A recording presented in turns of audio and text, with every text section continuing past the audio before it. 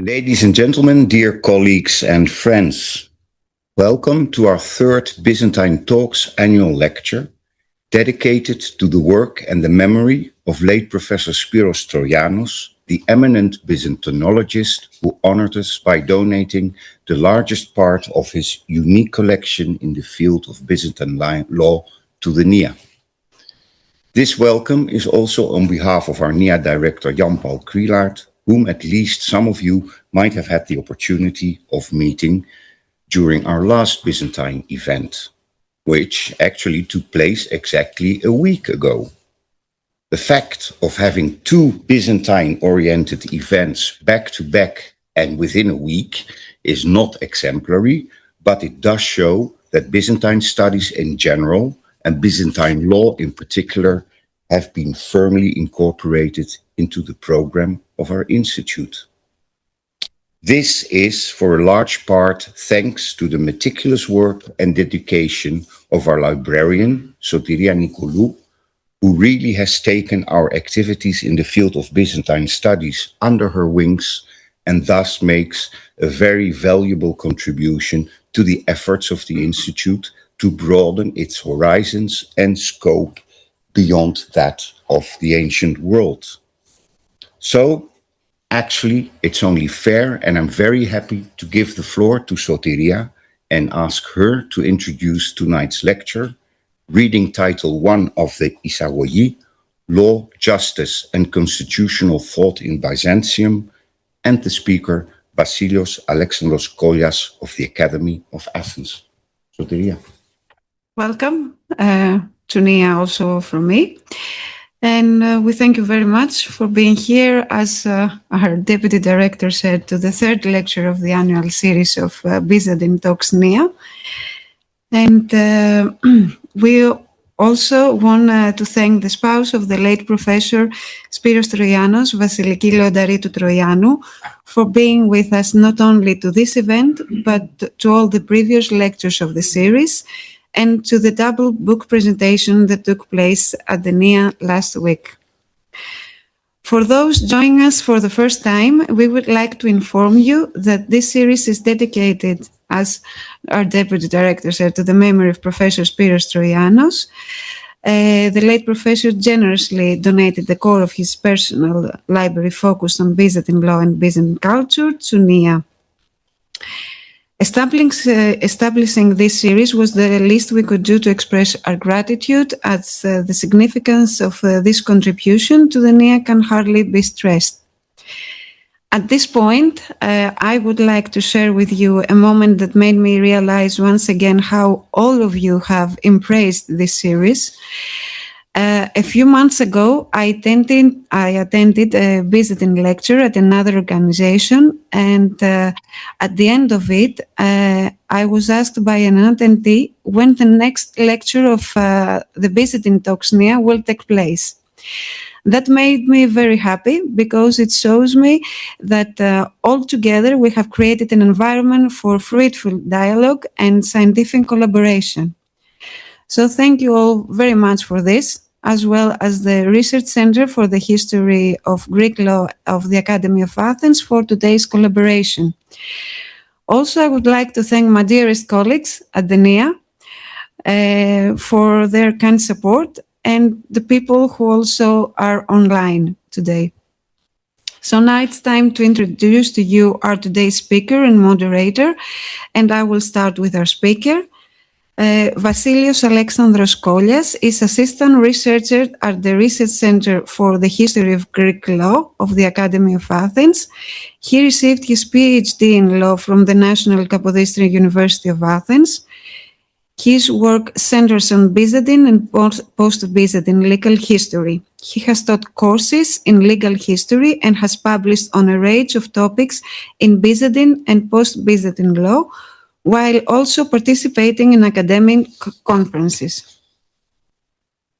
Now, our moderator today is Lydia Paparriga, who is Research Director of the Research Center for the History of Greek Law of the Academy of Athens and Director of the Center from 2007 to the present.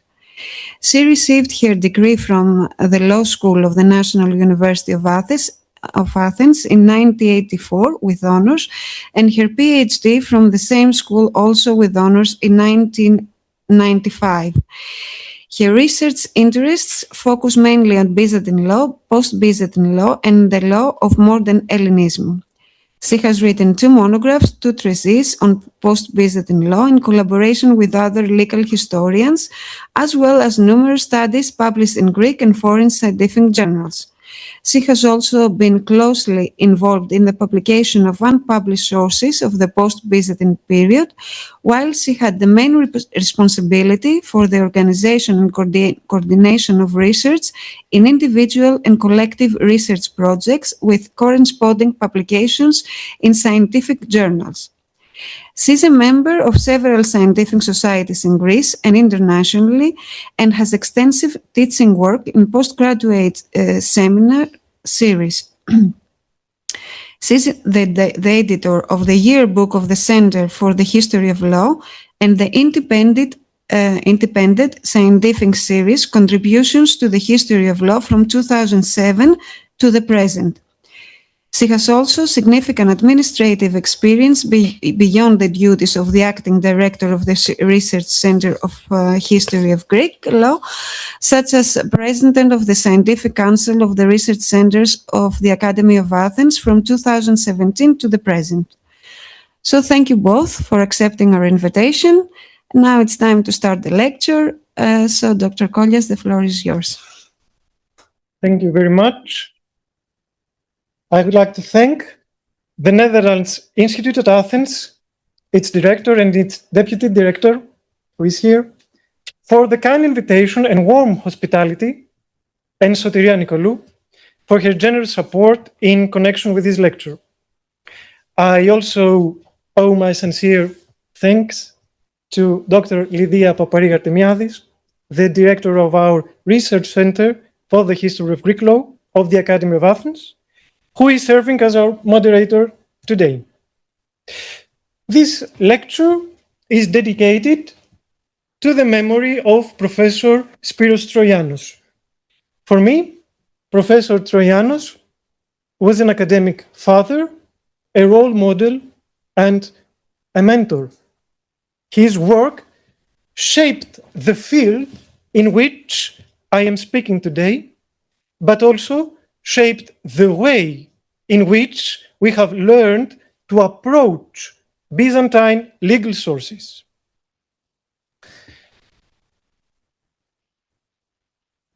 Therefore, I would like to thank Vasiliki Soula Leontaritou Troianou for her presence tonight.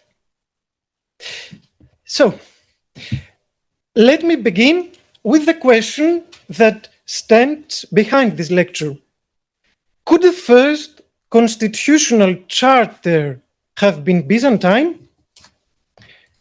I want to set up a problem that lies somewhere between legal history and constitutional theory. I will do this in a deliberately open way because the point is to investigate a possible reading. The problem is simple to state, but not at all simple to answer.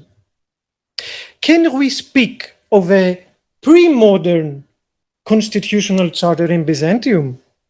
And if we can, what could count as evidence?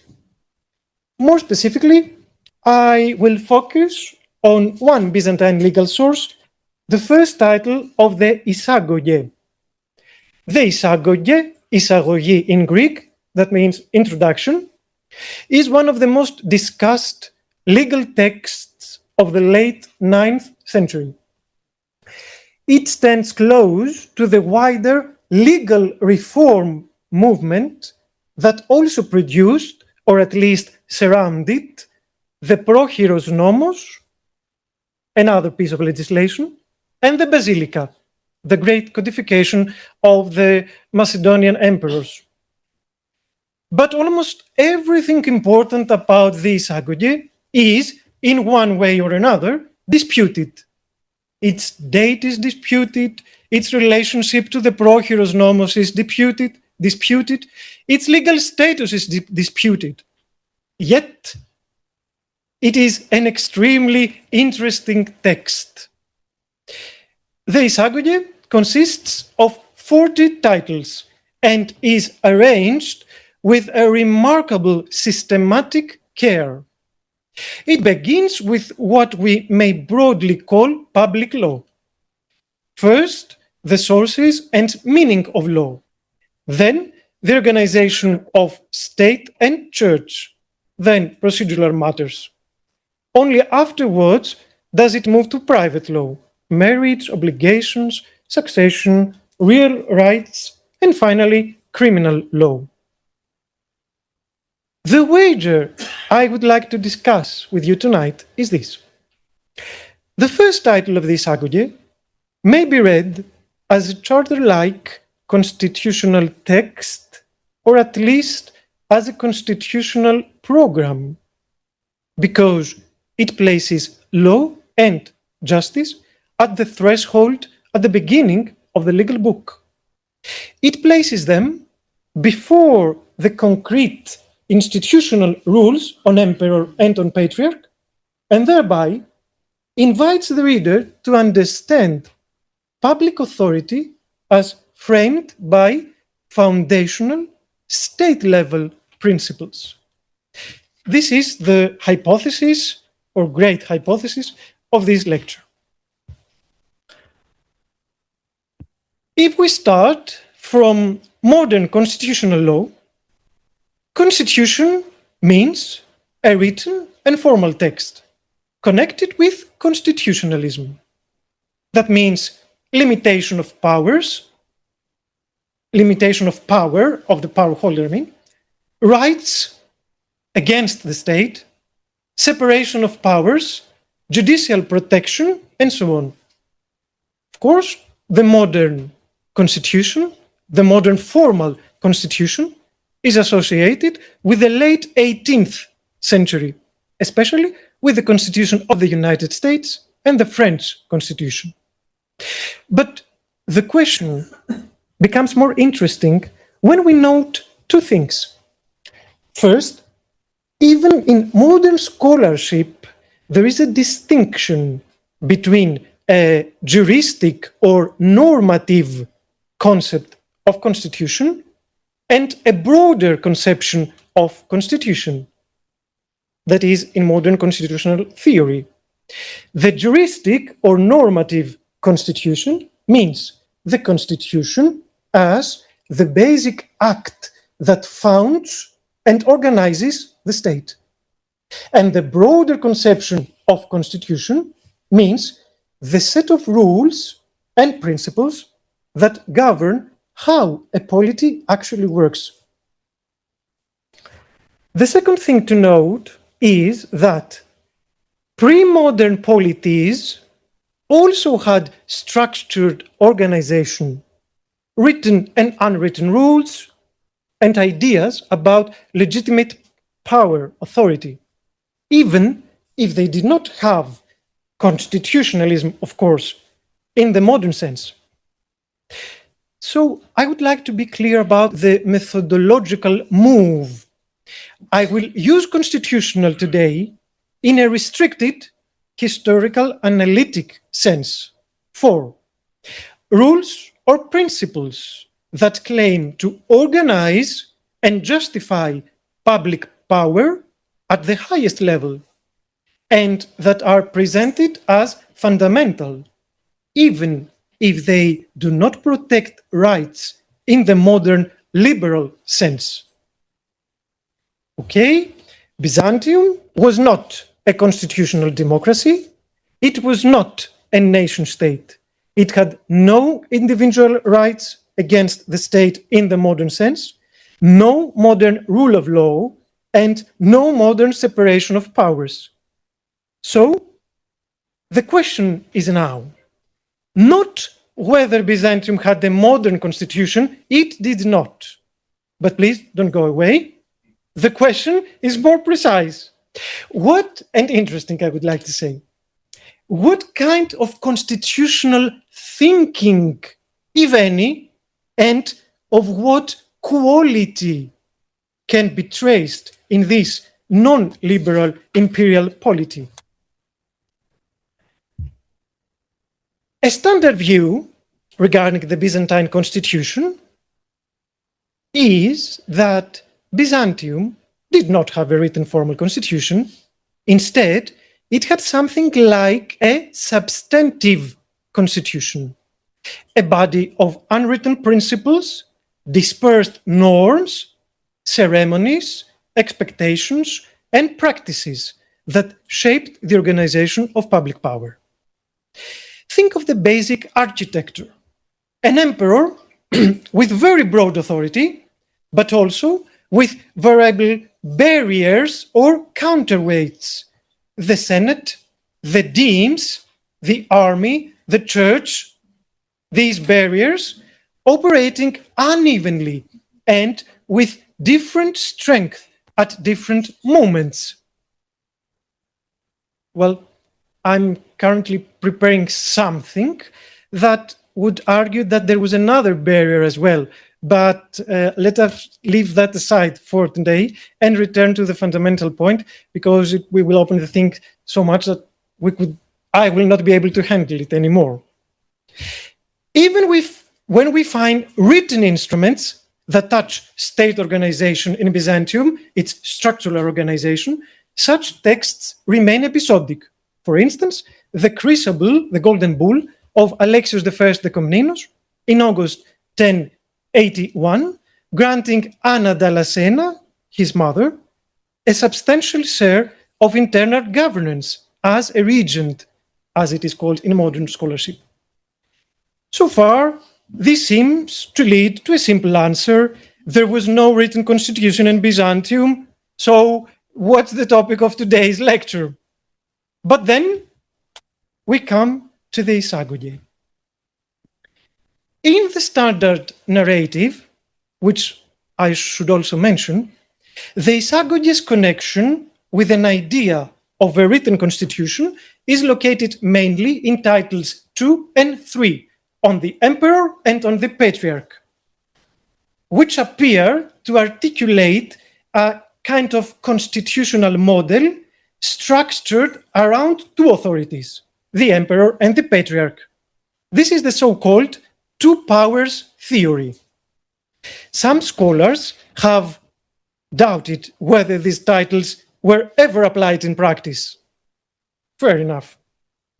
So, even if titles 2 and 3 are constitutional in a sense, a narrow sense, because they formulate high-level competencies, emperor, patriarch, however, their actual constitutional weight remains uncertain. And now, here's the pivot of my argument. Even if titles 2 and 3 are doubtful, or even regardless of them, Title 1 deserves separate attention, both because of its content and above all, because of its placement. Please allow me to explain. The first title of this Eisagoge is Περί νόμου και δικαιοσύνης, on law and justice. It contains short provisions that do several things at once. First, it defines law, not simply as a technical rule, but law is defined as a common command, a common compact of the city, and even a divine discovery. In other words, law is presented as something that holds the polity together and helps constitute it as a community. Second, it gives guidance on legislation. Laws should be made for what happens generally, or for the most part, not for rare cases. The legislator ignores what happens once or twice.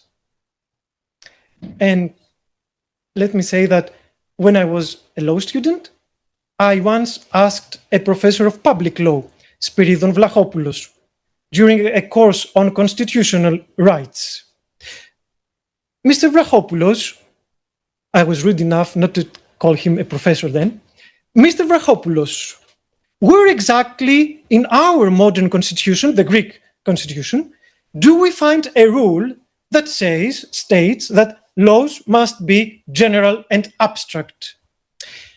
To be honest, I do not remember his exact answer, but I do remember, that's why I have put this in this lecture, I do remember him explaining me in the vain way when we try to explain to students something that is very important in legal matters. He explained me that the constitutional theory states and obliges laws to be general and abstract. Should we have lived in the late 9th century Byzantium, my professor would have simply answered, it is written in the first title of the Eisagoge that laws must be general and abstract. So let me leave this personal recollection here and return to the Eisagoge and what Title I does. 1, 2, 3, it defines the function of law or the force of law to commend, to forbid, to permit, and to punish. Fourth, Title I defines justice in a, so to say, classical formula. Justice is the stable and perpetual will to give each person their own. What must be emphasized clearly, and to answer the look and the eyes of the Romanists that are here today, is that, of course, none of these formulations are Byzantine. Of course, in substance, it is not a 9th century invention. On the contrary, of course, the language is inherited. The Greek text of Title I of the Eisagoge corresponds closely to passages in the Basilica. And of course, these passages trace back to Justinian's codification, especially to the Digest. We're talking about excerpts associated with Pepinian, Marcian, Pomponius, Celsus, Paul, Modestinus, and Ulpian. Some of this material also preserves older Greek philosophical, political, and legal traditions, especially through the references to Demosthenes, the orator, Chrysippus, the Stoic philosopher, and Theophrastus, the philosopher. The definition of justice also appears at the opening of the Justinian institutes, the institutiones. In the section De Justitia et Iure, on justice and law, and not on law and justice. De Justitia and Iure. The textual genealogy is clear in broad outline. Rome, with Greek influences, Justinian, the Basilica, Eisagoge. Or to put the same thing in another way, more precisely, the material derives from Roman jurisprudence and Justinianic codification, and is then reorganized within the Macedonian legislative context to which both the Basilica and the Eisagoge belong. Lydia Paparriga's monograph on the Greek passages of the Digest is especially helpful to trace such influences and to show the deeper genealogy of passages of the Digest going back to Greek antiquity. So, the material of Title I of the Title I of the Eisagoge is not new. We find its substance already in the Justinianic tradition. But the arrangement is different. In the Justinian institutes, this material introduces the elementary study of law. The emperor teaches the students of law in the institutes, but it is also a law. In the Digest, it belongs to the foundation of classical juristic authority. In the Codex, the Codex of the Justinian Codex, it is part of a much broader imperial legal order, a compilation of imperial acts and laws. The Eisagoge, by contrast, selects and concentrates this inherited material and places it at the very beginning of the legal book, immediately before the titles on emperor and patriarch. Thus, the specifically important Byzantine invention and even more significance does not lie in the invention of these definitions. It lies in the selection, concentration, and placement. First come law and justice, then the highest offices of power, followed by other public offices. Only after that do civil law and penal law appear. This is why any comparison with Justinian would not weaken the argument. It prepares the next point. The question is no longer where the material comes from, but what it is made to do in its new position. In other words, the key point is not genealogy alone, it is function. I argue that the editorial and legislative choice to place these principles at the very beginning of the Eisagoge creates a constitutional signal. The regime is framed, at least programmatically, as governed by law and justice, and only then by the offices that exercise power. This is why I call the Eisagoge syntactic or constitutional in character, not because it gives a complete constitutional design, but because it tells us how governance is to be understood as legitimate and how the polity is to be understood as structured. And this, of course, concerns the people that lived under that order. And there is a second layer. The preamble of the Eisagoge, often associated with Patriarch Photios, presents law in strongly ideological terms, almost as a ruler of rulers, the law. Even a brief citation gives the tone. Law is presented as a force without which a polity cannot be saved or well ordered. This helps explain why a late 9th century legislator or compiler, I mean the one that wrote the Eisagoge, if it was only one, would wish to begin with law and justice, not as a form of liberal restraint, but as a political, legal, and ideological framing of imperial rule. So the central claim becomes this. The content is Roman, but the constitutional act, if we may call it like that, is Byzantine. The act of selecting this material and placing it in a position of fundamental authority. The claim, however, must be stated carefully.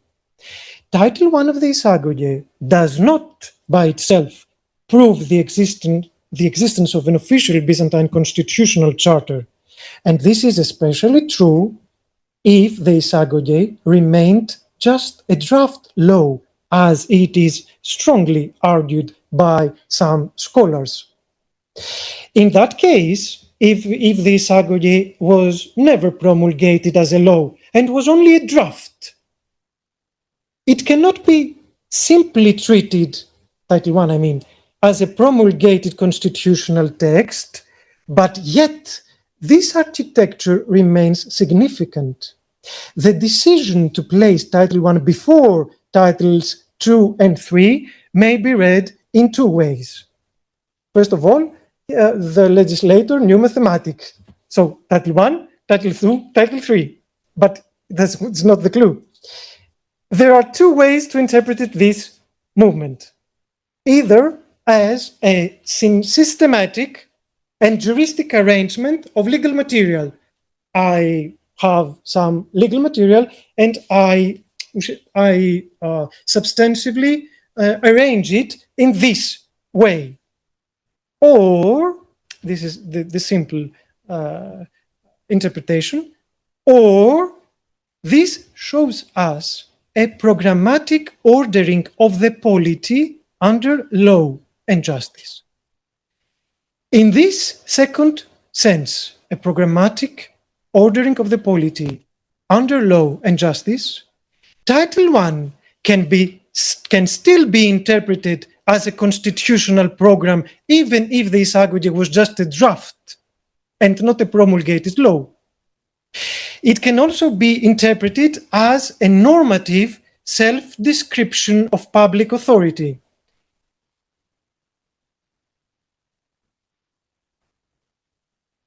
This interpretation does not require us to treat Title I as a Byzantine doctrinal invention in terms of constitutional law. Its substance is inherited, as we have said before, but the Byzantine point lies in how the material is selected, arranged, and placed. So what may be described from one perspective as a juristic or systematic opening, 1, 2, 3, with the material and the sense that we have discussed, can also be understood, and this is important, from another perspective, if I'm not being so bold, as the transformation of the concept of law and justice, we have the concept of law and justice, into a constitutional principle. One way to test whether we are merely reading symbolism into the order of the text is to ask a simple question. Did this title have life after the 9th century? I would argue that it did. Title I, its text and its provisions was not simply forgotten. It appears, or at least it is echoed, in later legal works and compilations, even where titles 2 and 3 are not repeated. And this is why scholars have said that titles 2 and 3 have never were never valid. But that is a topic for a separate lecture, because the time passes, and I would like to end this endless lecture. But if you would allow me, I would like to add one visual detail. This is a manuscript, a cover of a manuscript, the BSB Codex Graecus 303. It is a Greek legal miscellany containing the Eisagoge, one of the few manuscripts that contain the Eisagoge. And its cover bears the title, as we may read, those that are fortunate enough to read Greek, Περί νόμων και δικαιοσύνης, on laws, not on law, on laws in plural, and justice. This is not word for word the title I of the Eisagoge, of course, which is on law and justice, but I think that the connection is obvious. This manuscript and its cover is, so to speak, externally identified by the same conceptual pair, law first and justice then, as an opening formula. With all these, again, and if you would allow me, I do not argue that Title I is a liberal constitution before liberalism.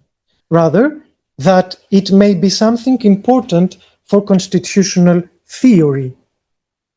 It was an imperial, state-oriented statement that power is to be framed first by law and justice. Let me close by formulating the thesis in a way that is deliberately open to challenge, and I know that I will regret that. If constitutional history includes pre-modern written texts, that is what we read in modern constitutional books and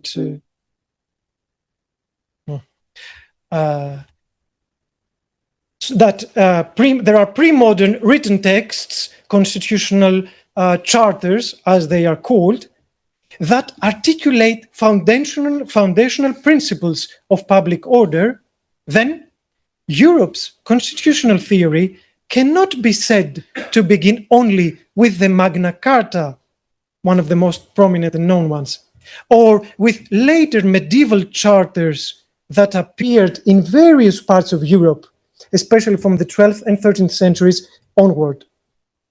Under that definition, Title I of the Eisagoge and the Eisagoge, or a portion of the Eisagoge, becomes a strong candidate for one of the earliest known charter-like constitutional programs in European legal history, or at least for one of the earliest written attempts to frame the polity, its government, and public authority in a constitutional, let us say, syntax of law and justice. But here the thesis is vulnerable. First, there is the risk of definition. Are we stretching the word constitution so far that it becomes a label for any prefatory legal philosophy? Second, there's the problem of normativity and rhetoric. Is this material really above the emperor? Or is it mainly a language of legitimation that leaves imperial power unconstrained or largely unconstrained? Third, there is the question of enactment. If the legal status of the Eisagoge remains uncertain, does that weaken the constitutional reading? Fourth, there is the problem of content. The material is Greek, Roman, and Justinianic, if we could divide or separate all these, but anyway. Should we therefore place, and that's what I'm afraid when Romanists hear today, should we place the constitutional moment in late antique juristic tradition rather than in the Byzantine legislator of the late 9th century? Or is the Byzantine innovation precisely the selection, placement, and arrangement of inherited material? Fifth, there is the question of influence. Could this text have been read in the West? And this is a topic that Daphne Penna's book has opened. Could this text have been read in the West and directly or indirectly have mattered for later constitutional thinking that led us to the 18th century? Finally, the nicest word of this lecture, there is a broader question. The Eisagoge, and especially Title I, was not a negotiated charter, okay? No Magna Carta and other ones. It did not emerge from conflict among states. No constitutional charters of other European countries. Nor was it, at least in an obvious sense, a mechanism for limiting power through political compromise. If the argument works, then we may be dealing with a different constitutional genre, not a negotiated limitation of power, but a state-authored constitutional self-description. And I will stop here. Thank you so much for your attention and patience. Thank you so much. Dr. Kollias, for this very stimulating and heretical, I can say, rather heretical lecture.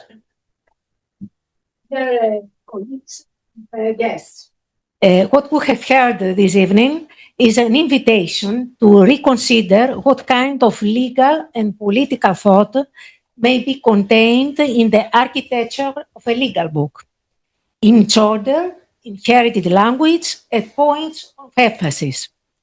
The Eisagoge belongs to the legal production of the Macedonian period, where Byzantine legal history appears in all its complexity, as a history of texts and manuscripts, of imperial programs and learned compilations, of changing political, ecclesiastical, and intellectual contexts. It is also a field in which the work of Professor Spyros Troianos remains an indispensable point of reference. The Eisagoge stands close to the legal reform movement associated with the Procheiros Nomos and the Basilica, an attempt to reorganize Roman and Justinianic legal material in a new Byzantine context, in a new Byzantine setting. Yet, almost everything important about it remains open to debate.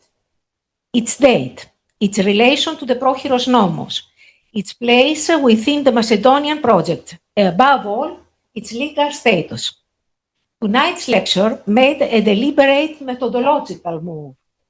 Instead of beginning with the famous titles on the emperor and the patriarch, it asked us to pause before them. It directed our attention to Title 1 on Law and Justice, Περινόμου και Δικαιοσύνης, and on the sequence of words κοινή συνθήκη πόλεως, ίδιον δικαιοσύνης, αρετή δικαιοσύνης, etc. It asked whether, in a restricted historical sense, a pre-modern imperial text may articulate foundation principles of public order. In that sense, Title 1 becomes a useful test case. Thank you again, dear colleague, for this lecture, and I would now like to open the floor to questions from you, from the audience. Congratulations, Vasileios Kollias, for this lecture. Great congratulations. I suggested the theory, the initial theory of the constitutional character of Eisagoge in a study of mine who have been published in the editional house Stamoulis. Sure, Eisagoge had a constitutional character for the Byzantine state. Why? Because, of my opinion, Eisagoge remained a draft, law draft. The powerful emperors of the Middle Byzantine period never accepted this theory. Eisagoge was a draft of the great patriarch Photios, a great scholar of the era.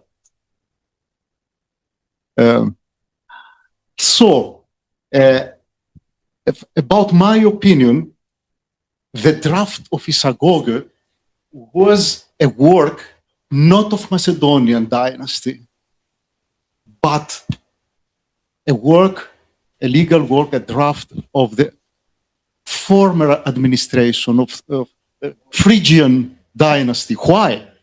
Because just after, it's a typical work, a characteristic work of just after iconoclastic period. Mm-hmm. Iconoclastic, as the historians know very well, was the great turbulence of the Byzantine state. Iconoclastic, it was a great crisis, political, institutional, cultural, not only spiritual.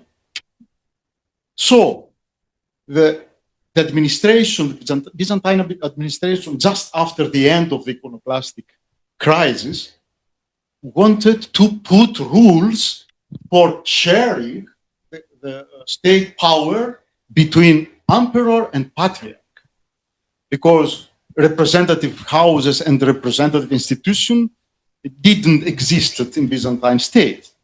But the main concept was the sharing of the political power between two factors, between two heads, emperor and patriarch. Of course, the powerful emperors never accepted that. But in the late Byzantine period, especially during the reign of Andronicus the second Paleologos, when the state was quite Exactly, thank you.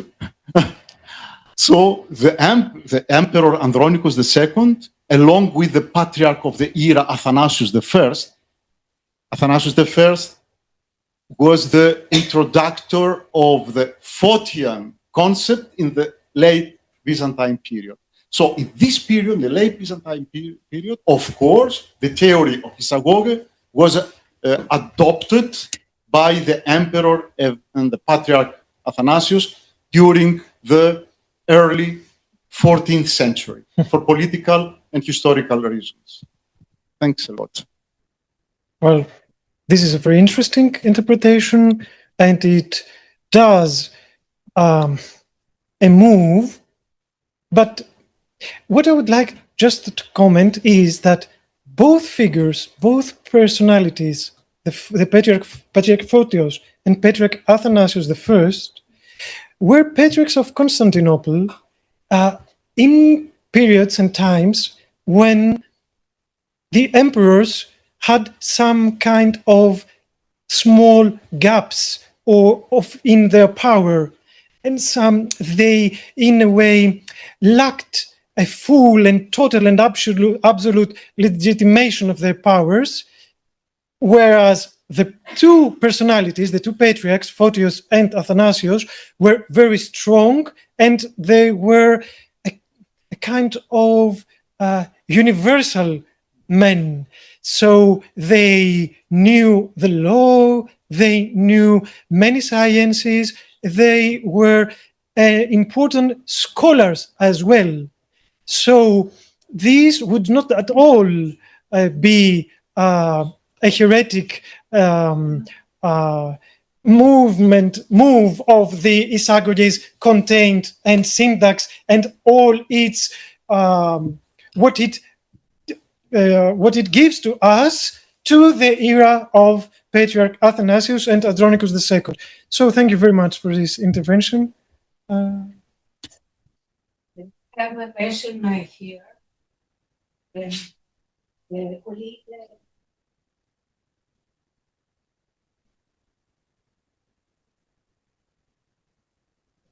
Thomas Van Boven. The question is this: if I'm not mistaken, the first title of the digest or that of the institute also commences with the Justitia Iure. Can the digest institute perhaps have served as a model? Of course. Thank you, Tom, for the question. They were the model. They were the source of the text. And what is more, there are other sources that can be traced to have influenced, as I guess and argue, in the writing of the text of Title I of the Eisagoge.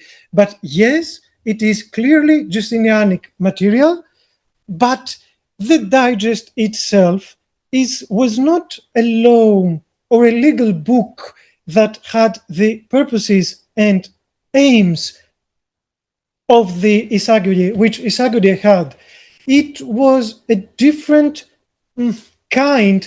The first title of the digest, and that is also true with the institutes and the codex of the Justinian, do not have the same role. So I think that this comment is totally precise.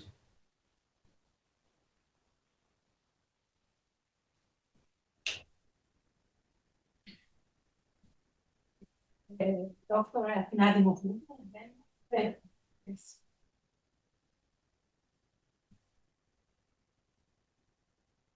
A rather heretical question. I mean, okay, it's a choice. Heresis is a choice. Hereo.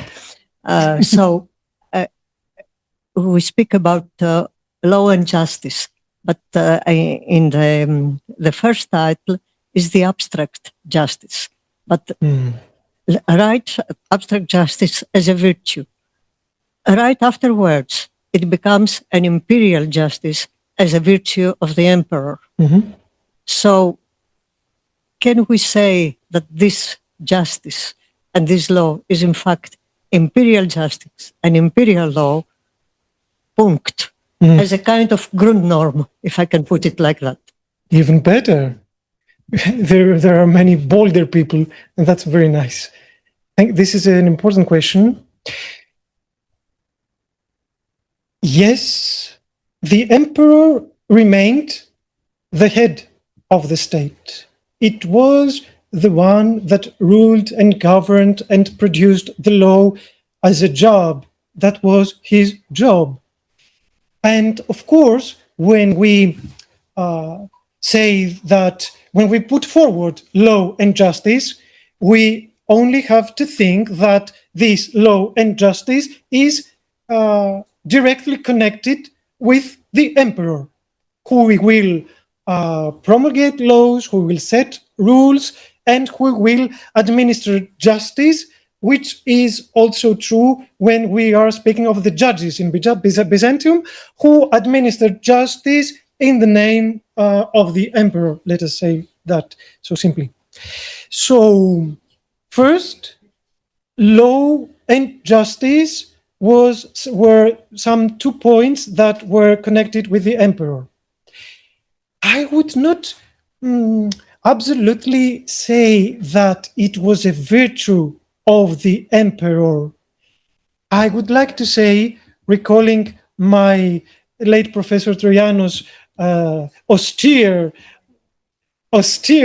wording, that was his job, he always said. But Professor, that was his job. Never interfere with that matters, with such matters.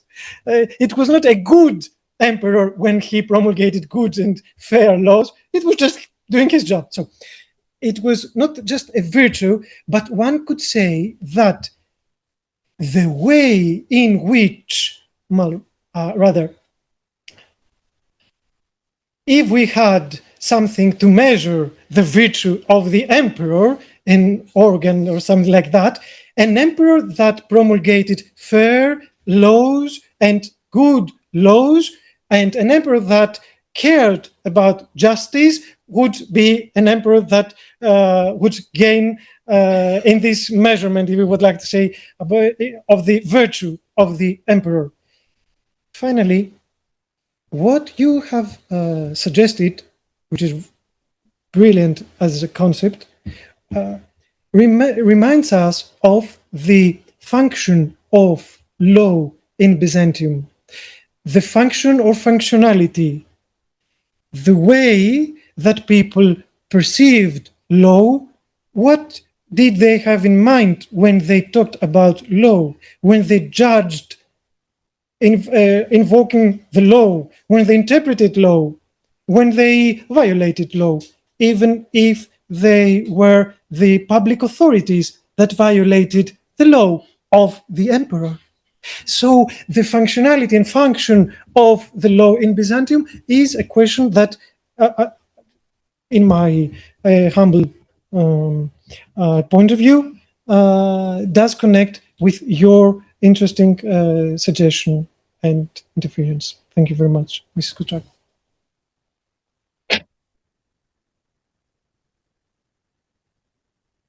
Thank you very much, Dr. Kollias, for your presentation and also for making it very clear and easy to understand and to follow for all of us. I think you are absolutely right when you say that the first titles and the abstract concepts are not only inspired, they're directly copied from the mostly from the digest.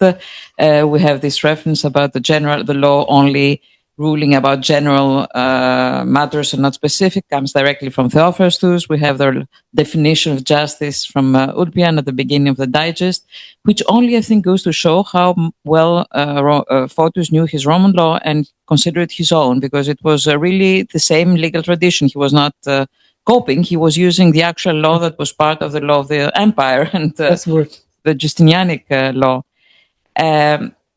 That said, I think that this idea of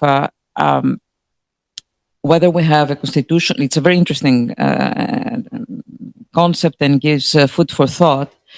And exactly the fact that we have a person like Photius, who is a scholar, who is patriarch who is a very educated man and who is a strong personality, who can also have his own opinion and try to express it, for the first time trying to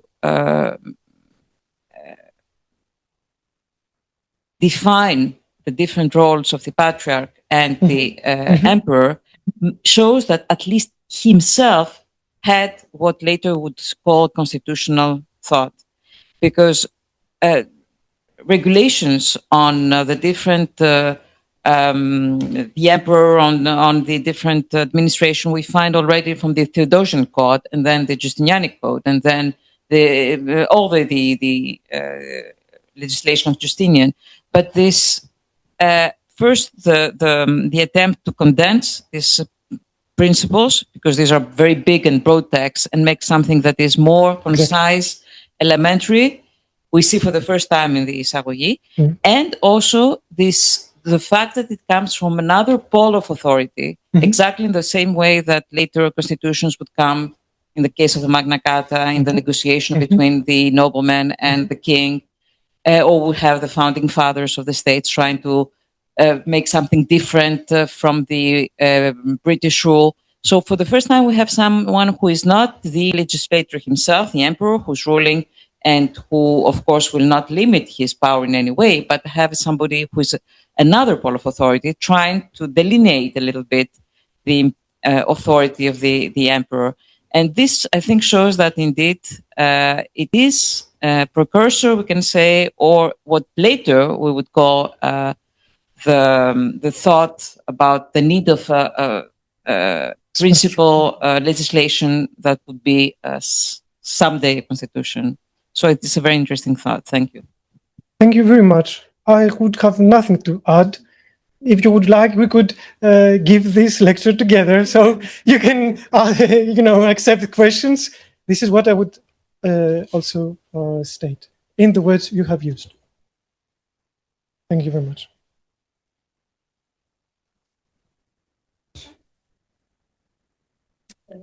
From Mr. Posamaldinani.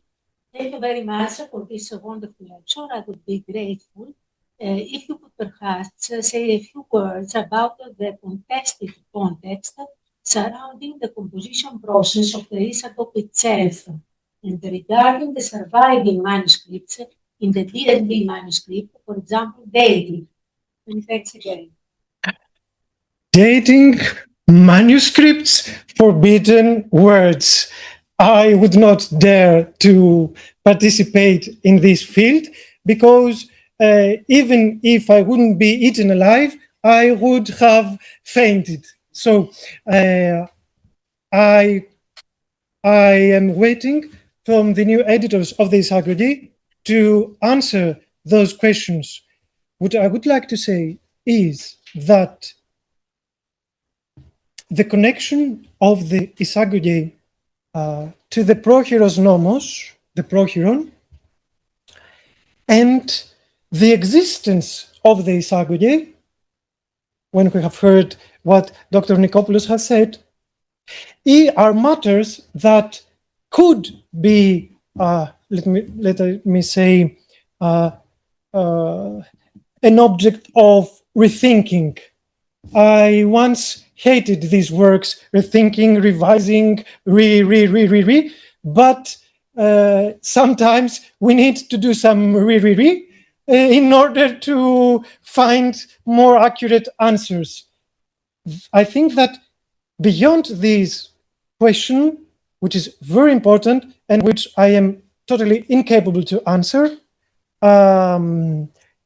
there lies another one. What if the Eisagoge was not the thing we have used to think as? But this is a theory that, if I would express today, I would have, I would have given myself within a great danger. So I would like to refrain from doing that, if you allow me.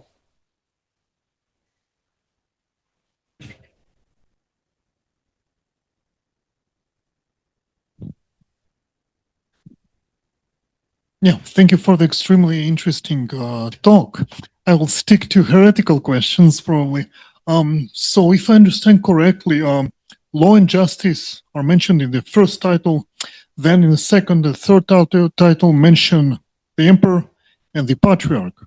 Where is God in this theoretical legal puzzle, if God exists there? Mm-hmm. But we're heretic tonight. What are you talking about?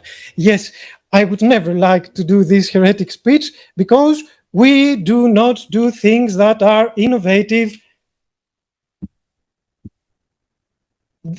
This would be a blasphemy in Byzantium. However, most people did that. So, where is God? This is, pardon me? In the first paragraph. In the first paragraph, in the preamble, just like, yes, exactly. Just like Dr. Lydia Paparriga and Professor Papagianni have answered, indeed, God is everywhere. And if we read the preamble of the Eisagoge, then we will find the hand of Patriarch Photius, most probably, and there we can find God. And nevertheless, what also Professor Papagianni has stated many times, this is not a reason for us to treat Byzantium as an only theological, with only a theological framework and leave other certain and important things like legal thought aside. The fact that God is everywhere does not diminish or affect the legal thinking. But we'll stop. Thank you.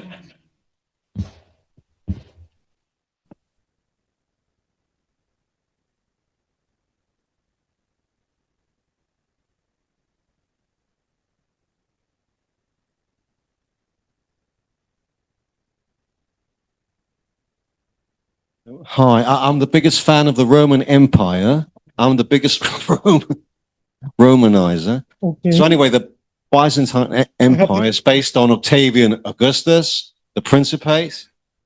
So theoretically speaking, how would Octavian Augustus, the emperors of the Principate, the Lex, his legal advisors, think of the Eisagoge?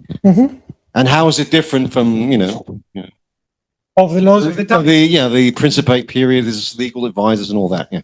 Okay. Well, theoretically speaking, pardon me? Theoretically, how is it different? What would they think about it if they could see the future? What would the ancestors think about? Yeah, the this? Roman, Octavian, Tiberius. So, what would Octavian do if he read the Eisagoge? He would probably have killed the man that wrote that in a very, very rough and harsh way. And probably most senators and other Roman, environment would say, you have done a good for humanity. So I am not the man to speak about that, the person to speak about that.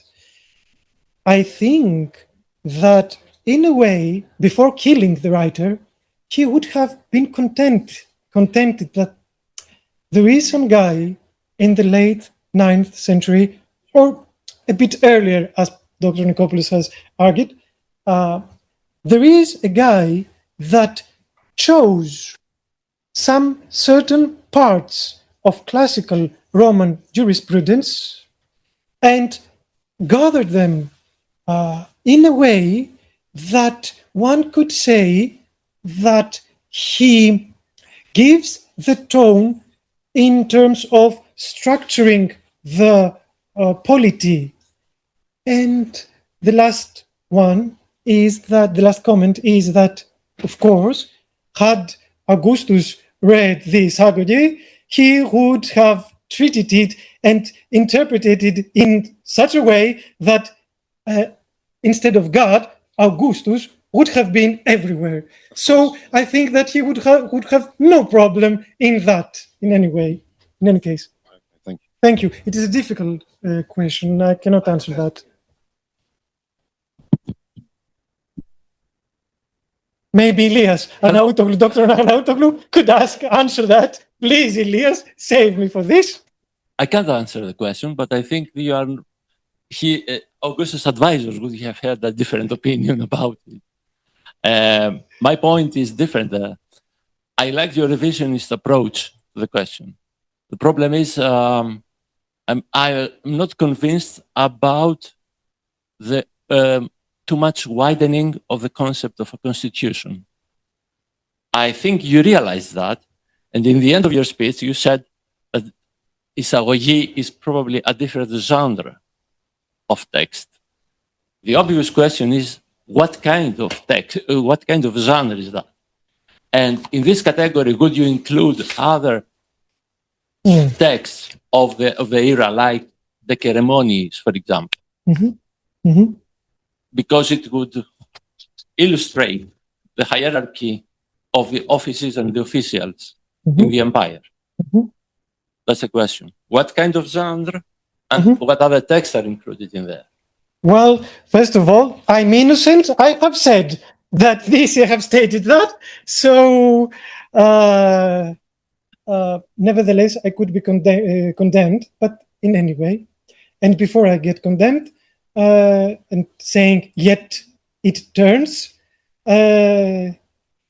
this constitutional genre is connected, this statement is connected with the function of and the status of the Eisagoge. If Eisagoge, either it was a draft of a law, either it was a promulgated law, had another purpose other than the ceremonies and other legal works, which are, of course, parts of the unwritten Byzantine constitutional thought, of course, as you were right. However, the purpose of this text was to give the structure. I would not suggest that the ceremonies or other legal works have done this.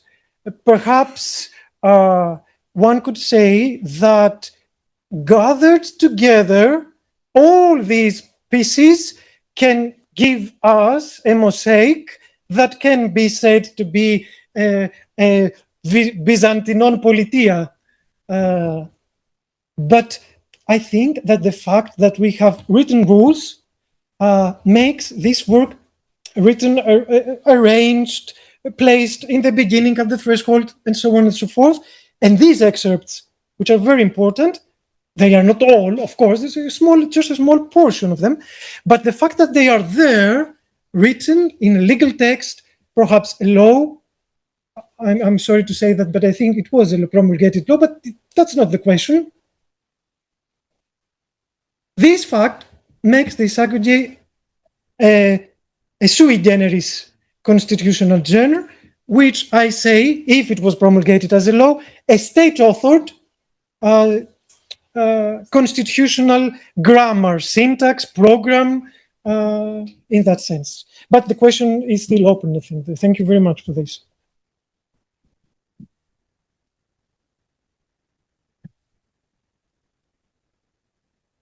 Question for those.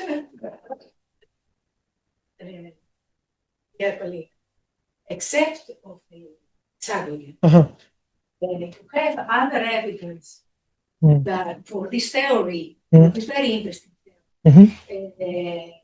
Have other legal texts or semi-legal texts which insinuate your theory in Byzantium before or after, before 18th, 19th century or after, that can support this theory, because I have in my mind some texts about Byzantine judges, the limit in power and the power of law. But the other person also has no other texts. Well, you're talking about laws or legal works in general? compilatory works and so on.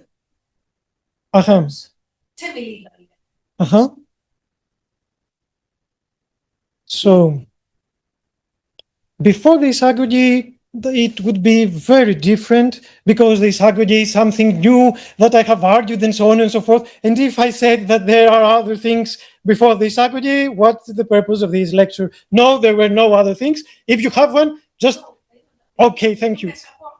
Please reveal them and we will handle them. After the Eisagoge, there were legal compilations based on the Eisagoge, or having to do in connection with the Eisagoge, that contained some of the provisions of Title I. But then again, one would say it was they took them from the Basilica, nothing to do with the Eisagoge. Nevertheless, the fact that we have the Appendix Ekloge, I think that also in the Eisagoge Aukta, there are provisions, a small part of the provisions of Title I, which is also something very small and restricted in terms of its length. We have the repetition of these titles, but not in the way of the Eisagoge. There is also the work of Michael Psellos, which is very interesting in the way he treats the Eisagoge and the Procheiros Nomos. I have gathered the material, and I think that to close, I think that his work can reveal a lot about the nature of the Eisagoge. I wouldn't say that it does what the Eisagoge did. Of course, that's out of the question. That's not the subject. But it was indeed influenced by the Title I of the Eisagoge.